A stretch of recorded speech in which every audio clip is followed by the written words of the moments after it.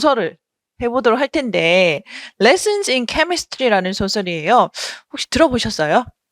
우리나라 말에서도 그냥 이제 번역된 소설 제목이 Lesson in Chemistry예요. 그래서 이제 영어 발음 그대로 했고, 이거는 이제 드라마화 되기도 했어요.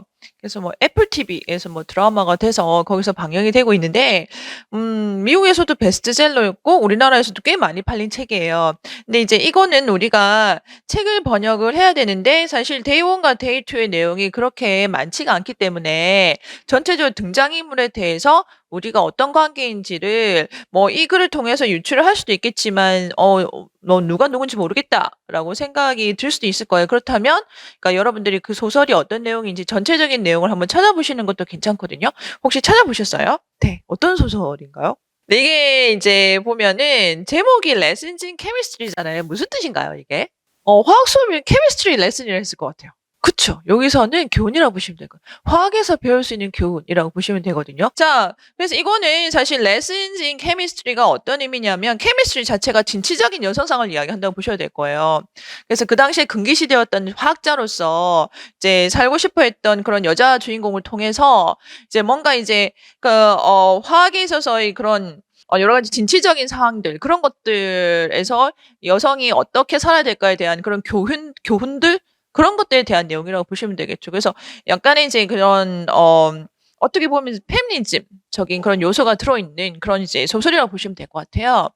자, 그래서 내용은 이제 대충 봤는데 번역 준비를 한번 보도록 할게요. 그럼 이 글의 종류는 소설이죠. 그렇다면 소설에서 우리가 사실 제일 많이 봐야 될 것이 문체와 분위기라고 보시면 될 거예요. 그래서 이제 이 작가의 문체를 우리가 좀 어느 정도 흉내내는 방향으로 가셔야 되고, 그다음에 분위기도 파악을 하셔야지 우리가 어떤 단어를 쓸 것인가를 결정을 할 수가 있거든요. 그래서 이거는 지금 데이1하고 데이2만 우리가 보긴 하겠지만 전반적인 문체와 분위기는 여러분들이 좀 이제 파악을 하실 수 있으실 것 같아요. 자, 문체는 어떻던가요? 지금 보니까 전부 다 대화체 아닌가요? 그죠? 전부 다 대화로 이루어지고 있고, 그다음에 설명하는 것도 가만히 보면 어려운 단어가 거의 없어요. 우리가 다 알고 있는 단어 아닌가요? 사전 안 찾아봐도 될 정도로 이제 거의 다 알고 있는 단어라고 보시면 되니까 이거 같은 경우에는 일상적인 그런 어투라고 보시면 되겠죠. 그래서 사실 구어체 위주로 흘러가고 거의 보시면 이제 일상적인 그런 일기나 이런 데서 볼 수 있는 내가 오늘 뭐 했다 이런 식의 그런 되게 간단하면서도 일상적인 어투예요. 근데 이게 훨씬 더 번역하기 힘들 수 있어요. 대화체가. 왜냐하면 우리는 이제 일반적으로 이제 번역 공부를 할 때 제일 많이 하는 게 뭐 신문기사 뭐 이런 딱딱한 것들이다 보니까 오히려 이런 구어체가 번역하기가 되게 힘들어요. 왜냐하면 우리가 구어체에 대해서 그렇게 많이 훈련을 안 하다 보니까 여러분들이 번역하시다 보면은 그냥 딱딱한 표현들이 나오게 돼 있어요. 그래서 이제 이게 의외로 이거 쉽네라고 생각하실 수도 있겠지만 되게 어려워요. 번역이라는 게 좀 되게 웃긴 게 원문이 이제 쉽다고 해서 번역도 쉬운 건 아니에요. 그래서 어린이 책 같은 거 있잖아요. 어린이 책이나 이런 것들 되게 쉬울 것 같다라는 생각이 들 수도 있겠지만 어린이 책이 오히려 성인 책보다 번역하기가 더 어려워요.